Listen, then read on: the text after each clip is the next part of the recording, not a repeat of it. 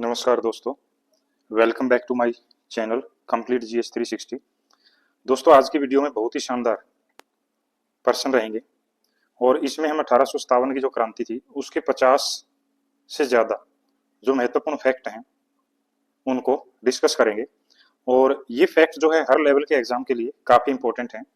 तो ये GK GS की बहुत ही शानदार वीडियो रहने वाली है, इसलिए वीडियो को लास्ट तक जरूर देखें। तो चलिए वीडियो को शुरू करते हैं। तो जो 1857 की क्रांति थी उसके बारे में हम सबसे पहले इन चीजों को देखते हैं। जो 1857 की क्रांति हुई उस समय भारत का जो सम्राट था वो बहादुर शाह जफर थे, और भारत में जो ब्रिटिश गवर्नर जनरल थे वो लॉर्ड कैनिंग थे, जो 1856 से 1858 रहे। और इसी समय इंग्लैंड के जो प्रधानमंत्री थे वो विस्कॉट पामस्टन थे, और भारत में कंपनी के जो सेनापति थे वो इस समय जॉर्ज एनिसन थे। तो ये चारों फैक्ट आपको इस क्रांति से संबंधित याद रखने हैं। इनसे संबंधित प्रश्न काफी बार पूछा जाता है। आगे है 1857 के विद्रोह के प्रमुख कारण क्या थे। तो जो 1857 का विद्रोह था वो भारत का प्रथम स्वतंत्रता संग्राम माना जाता है। इसके कारण क्या थे? पहला कारण है विलय की नीति या हड़प की नीति।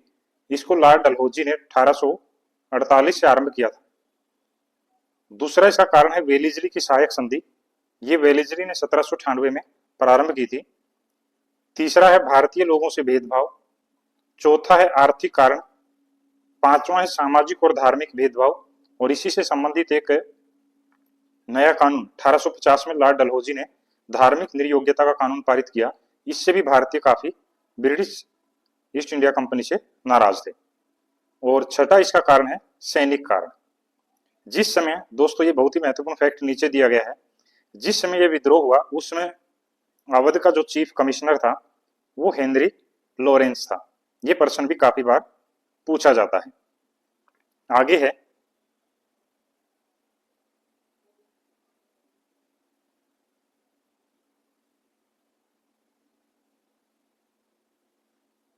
क्रांति के समय ब्रिटेन की महारानी विक्टोरिया थी, ये भी आपको याद रखना है। इस क्रांति के समय ब्रिटेन की जो महारानी थी विक्टोरिया थी, यानी कि इंग्लैंड में महारानी विक्टोरिया का शासनकाल था। इस विद्रोह का तात्कालिक कारण क्या था? इस विद्रोह का तात्कालिक कारण था 1856 में सरकार ने पुरानी जो बंदूक थी जिनका नाम ब्राउन बेस था उनके स्थान पर नई इनफील्ड राइफल का प्रयोग शुरू किया। और इस राइफल में जो कारतूस था उसको मुंह से काटना पड़ता था।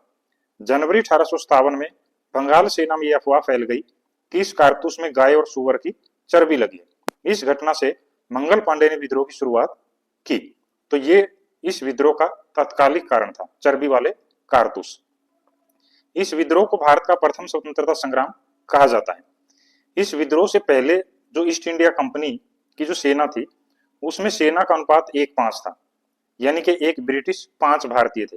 लेकिन जब विद्रोह हुआ, विद्रोह के बाद जो है इस अनुपात को बदल दिया गया और इसको 1:2 कर दिया गया, यानी कि ब्रिटिश सैनिकों की संख्या बढ़ा दी गई और भारतीय जो सैनिक थे सेना में उनकी संख्या कम कर दी गई। अगला है मंगल पांडे। ये इस क्रांति के लिए सबसे महत्वपूर्ण व्यक्ति थे। तो मंगल पांडे ने 29 मार्च 1857 को कलकत्ता से 16 किलोमीटर दूर बैरकपुर छावनी में 34वीं जो नेटिव इन्फेंट्री थी उसके ये सिपाही थे मंगल पांडे। इन्होंने सबसे पहले चर्बी वाले कारतूसों का प्रयोग करने से इनकार कर दिया और 8 अप्रैल को इनको फांसी दे दी गई। इन्होंने, मंगल पांडे ने 29 मार्च को लेफ्टिनेंट बाग मेजर ह्यूसन को मार दिया और जो बैरकपुर का कमांडिंग ऑफिसर हियरसे था उसको गोली मार दी। तो मंगल पांडे के साथ ईश्वर पांडे को भी फांसी दी गई और मंगल पांडे जो है इस क्रांति के पहले शहीद थे। ये फैक्ट आपको याद रखना है। आगे है विद्रोह की योजना। दोस्तों, इस 1857 के विद्रोह की जो योजना है उसके बारे में कुछ इतिहासकारों का मानना है कि इसकी योजना नाना साहब धोंदू पंत के सलाहकार अजीमुल्ला खान और राणोजी बापू, इन 2 व्यक्तियों ने लंदन में इसकी योजना बनाई थी। ये दोनों ही जो है लंदन अपने अपने राजाओं के जो राज्य हड़पे गए थे उसके लिए लंदन गए थे। इस विद्रोह की जो तिथि थी, यानी कि जो तारीख निर्धारित की गई थी वो 31 मई थी, लेकिन ये विद्रोह समय से पहले ही 10 मई को मेरठ से शुरू हो गया, जो इसकी असफलता का कारण था। और मेरठ में 40वीं जो NI इन्फेंट्री डिवीजन थी उसने इस विद्रोह को 10 मई को ही प्रारंभ कर दिया। और इस समय मेरठ का जो कमांडिंग ऑफिसर था वो जनरल हैविट था। उसके बाद क्रांति का प्रतीक क्या था? दोस्तों, इस क्रांति का जो प्रतीक था वो कमल और रोटी को चुना गया था, और कमल और रोटी को जो है दूसरे क्षेत्रों तक पहुंचाया गया ताकि क्रांति को ज्यादा से ज्यादा क्षेत्रों में फैलाया जा सके। आगे है विद्रोह के प्रमुख केंद्र, नेता, दिन और उसको कुचलने वाले अंग्रेज अधिकारी। तो दोस्तों, दिल्ली में बहादुर शाह थे और उनके सेनापति बख्त खान, कानपुर में नाना साहब तांत्या टोपे, लखनऊ और अवध में बेगम हजरत महल, झांसी ग्वालियर में रानी लक्ष्मीबाई तांत्या टोपे, जगदीशपुर बिहार में कुंवर सिंह, फैजाबाद में मौलवी अहमदुल्ला, इलाहाबाद में लियाकत अली, बरेली में खान बहादुर खान और फतेहपुर में अजीमुल्ला। ये आपको याद रखनी है, इनसे संबंधित प्रश्न जरूर पूछा जाता है। और यहाँ पर विद्रोह का दिन दिया गया है कि इन डेट्स में इन स्थानों पर विद्रोह किया गया, और आगे है इन स्थानों पर किन ब्रिटिश अधिकारियों ने इस विद्रोह को दबाने का काम किया। तो दिल्ली में निकलसन और हडसन ये प्रमुख थे, कानपुर में कैंपबेल हैवलॉक, और लखनऊ अवध में Colin Campbell Havelock Outram, Jhansi और ग्वालियर में जनरल ह्यूरोज, जगदीशपुर में William Taylor Vincent Eyre, Faizabad में जनरल रेनार्ड, इलाहाबाद में कर्नल नील और बरेली में विसेट आयर और कैंपबेल। तो ये महत्वपूर्ण तथ्य आपको याद रखने हैं। आगे है बहादुर शाह जफर। दोस्तों, इस समय यानी कि 1857 की क्रांति के समय भारत पर यानी कि मुगल जो शासक थे, भारत या दिल्ली के जो शासक थे वो बहादुर शाह जफर थे। और जब 10 मई 1857 को विद्रोह मेरठ से शुरू हुआ तो अगले दिन जो मेरठ के क्रांतिकारी सैनिक थे वो दिल्ली पहुंचे और उन्होंने 12 मई 1857 को बहादुर शाह जफर को क्रांति का नेता चुना, और इस प्रकार बहादुर शाह इसका नेतृत्व करने लगे। लेकिन बाद में अंग्रेजों ने इनको बंदी बना लिया और इनको रंगून बर्मा भेज दिया गया, जहां 1862 में इनकी मृत्यु हो गई। लेकिन फिर भी स्वतंत्रता आंदोलन में इनका महत्वपूर्ण योगदान रहा। बहादुर शाह जफर ने बख्त खान को अपना प्रधान सेनापति नियुक्त किया था, और अंग्रेजों ने 20 सितंबर 1857 तक पुणे दिल्ली पर कब्जा कर लिया था। यह प्रश्न भी काफी बार पूछा गया है कि पुणे दिल्ली पर अंग्रेजों ने कब नियंत्रण किया। दोस्तों, एक गद्दार जो जिसका नाम इलाही बख्श था, उसकी गद्दारी के कारण मेजर हडसन ने बहादुर शाह जफर को दिल्ली में जो हुमायूं का मकबरा है वहां से इनको गिरफ्तार कर लिया और रंगून भेज दिया। आगे है नाना साहेब। ये क्रांति के दूसरे महत्वपूर्ण नेता थे। नाना साहब पेशवा बाजीराव द्वितीय के दत्तक पुत्र थे, और अंग्रेजों ने इनको अगला पेशवा मानने से इनकार कर दिया, इनकी पेंशन बंद कर दी, इसलिए अंग्रेजों से नाराज थे। तो इन्होंने कानपुर में इस क्रांति का नेतृत्व किया। बाद में ये नेपाल चले गए, और इनका जो वास्तविक नाम था, ये प्रश्न काफी बार पूछा जाता है, तो इनका वास्तविक नाम धोंदू पंत था।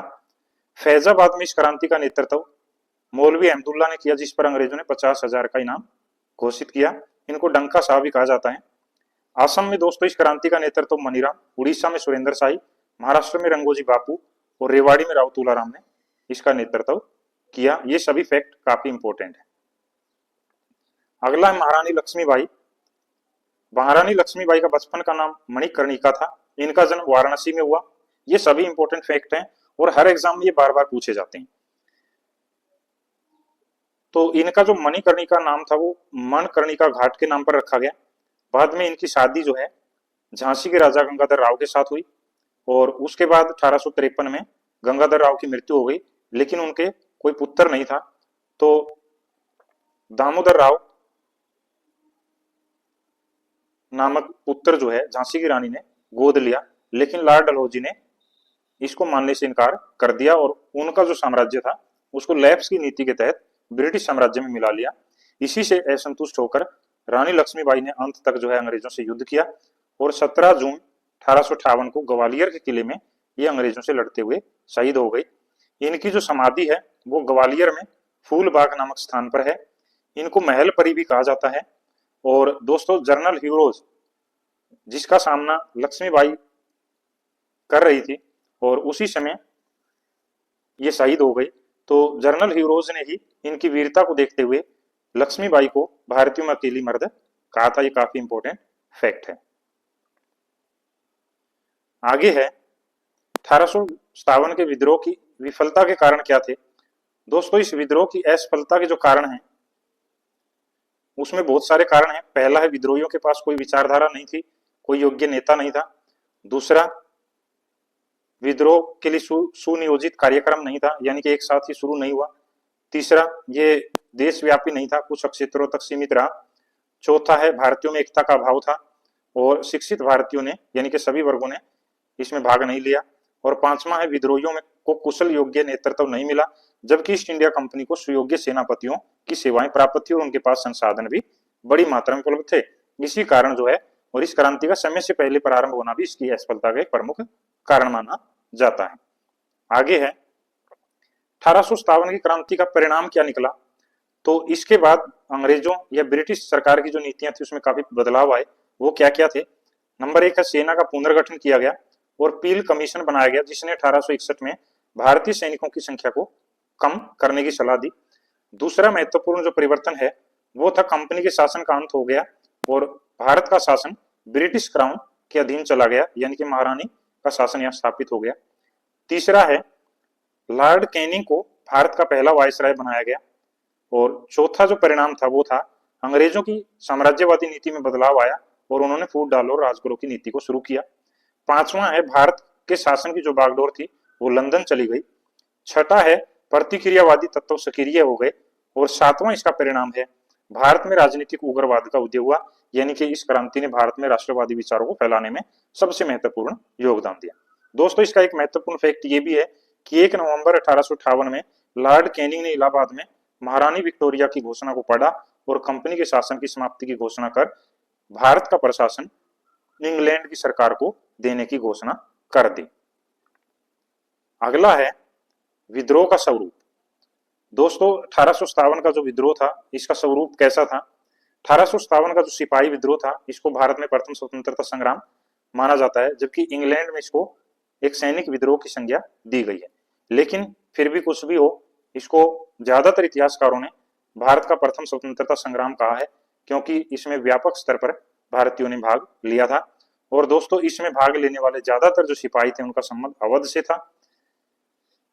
उसके बाद वीडी सावरकर ने इसे भारत का प्रथम स्वतंत्रता संग्राम कहा है, ये काफी बार पूछा गया है।